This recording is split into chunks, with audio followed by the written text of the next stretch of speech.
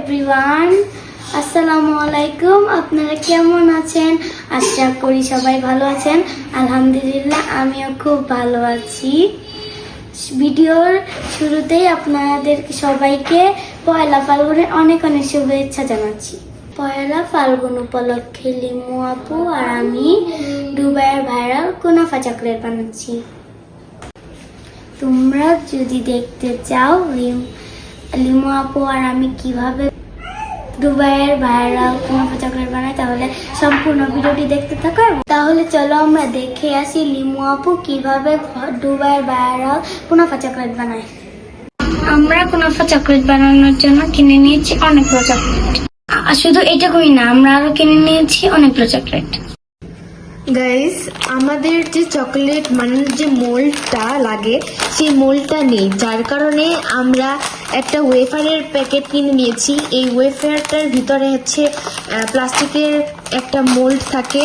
ওই মোল্ডের মধ্যে আমরা আজকে চকলেটটা বানাবো। এখন ওয়েফারগুলো বের করে নিচ্ছি। এটা অনেক ইয়াম্মি গাইস, ভিতরে ক্রিম দেওয়া থাকে।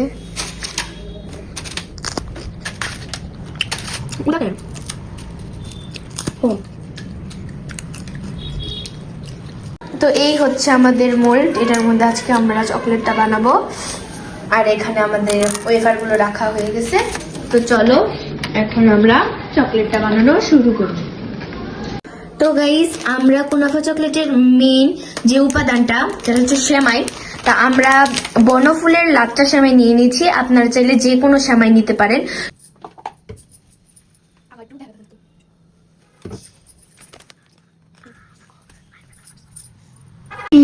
তেলটা গরম হয়েছে, এখন লিমু আপু সেমাইটা ঢেলে দিবে।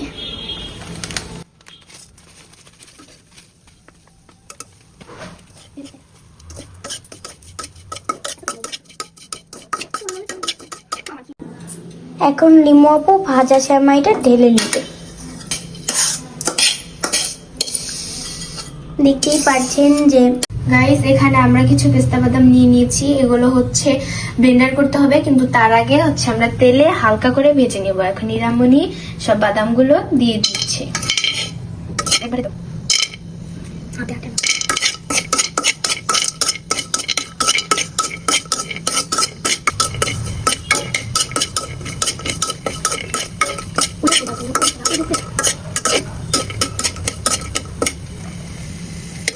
এখন আমরা পেস্তা বাদামগুলো ব্লেন্ডার করে নিব।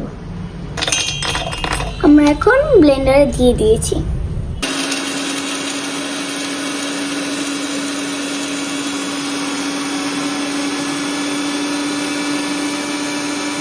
গাইস দেখো, বাদামটা কিন্তু একদম গুঁড়ো হয়ে গেছে এবং একটা গ্রিন শেড আসছে। এখন লিমু আপু পেস্তা বাদাম ব্লেন্ড করে ফেলছে। এখন সেমাই ও পেস্তা বাদাম মিক্সড করবে।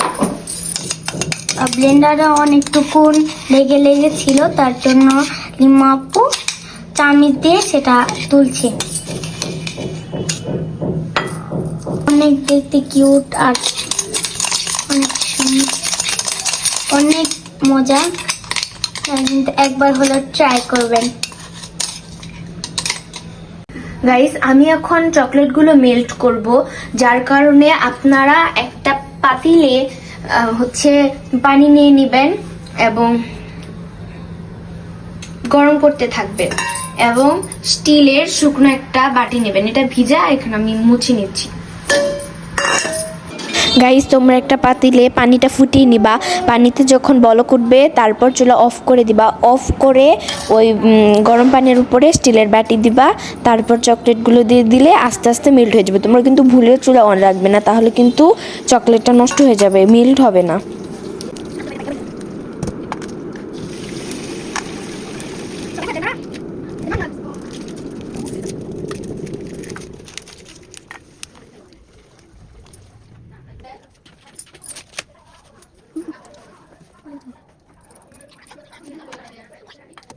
গাইস দেখো, অলরেডি কিন্তু চকলেটটা মেল্ট হওয়া শুরু করছে। এখন আমি আস্তে আস্তে নাড়লে এটা পুরোপুরি মেল্ট হয়ে যাবে এবং সুন্দরভাবে মেল্ট হয়ে যাবে।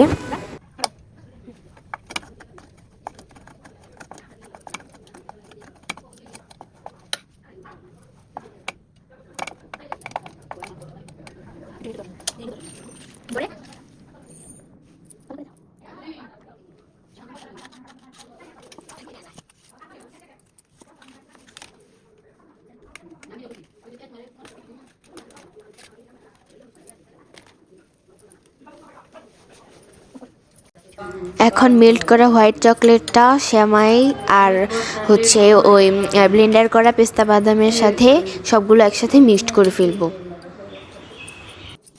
তো আমার মিক্সড করা শেষ। এখন হচ্ছে চকলেট ফ্লেভারের চকলেটটা মেল্ট করে নিব একই বাটিতে।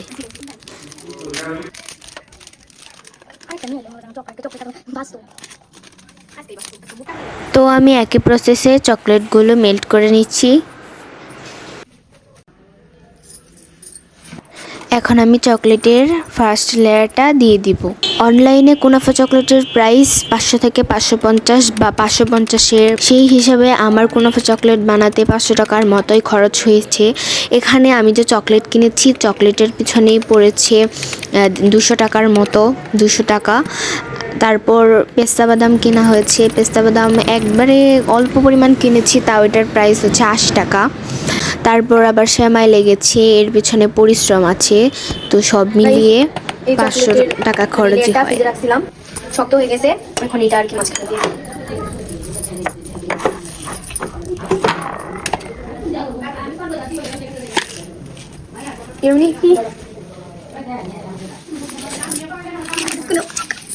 চকলেট লবণ একটু কমে যাচ্ছে। এদিকটা দিক না, এদিকটা হ্যাঁ করিস না। হাই রে এই বকরস কে আবার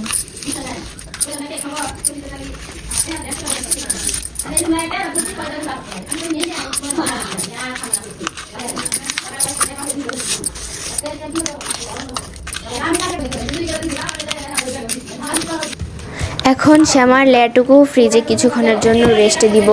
যে এই পেস্টটা কিন্তু এমনি এমনি খাওয়া যায়, অনেক বেশি মজা।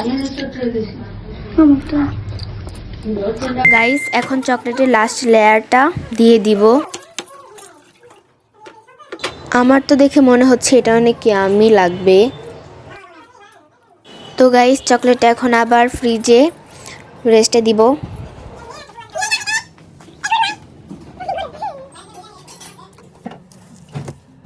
তো গাইস আমাদের চকলেট ফ্রিজে দিয়েছিলাম, শক্ত হয়ে গেছে। এখন এটা হচ্ছে খুলবো, তারপর দেখবো এটা টেস্ট কেমন হয়েছে।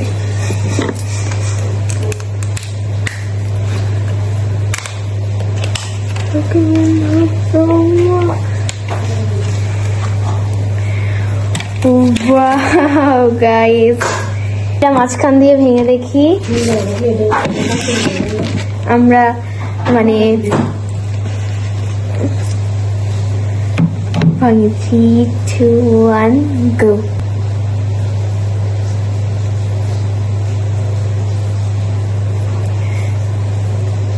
টেস্ট করে দেখো তো, বিসমিল্লাহ।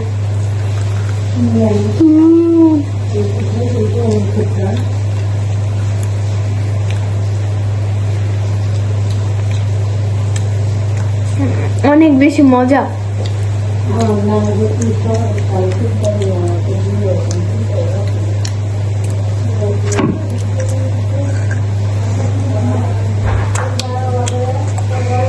আমি পুরো ফ্যান হয়ে গেছি কুনাফা চকলেটের।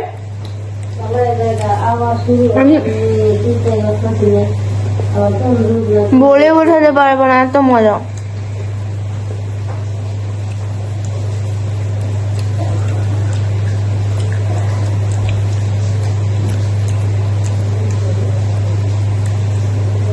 ভরপুর চকলেট, আর এত বেশি মিষ্টিও না, জাস্ট চকলেটের যতটুকু মিষ্টি আর কি। সেমাই দিছি, আমার বাদাম চকলেটের মিষ্টিটা একটু কমে গেছে। গাইস এটা অনেক বেশি মজা লাগছে, তোমরা বাসায় ট্রাই করতে পারো, অনেক মজা। আর তোমাদের সাথে দেখা হচ্ছে আবারও নতুন কোনো ব্লগে। আজকের ব্লগ এই পর্যন্তই। Thanks for watching, bye bye.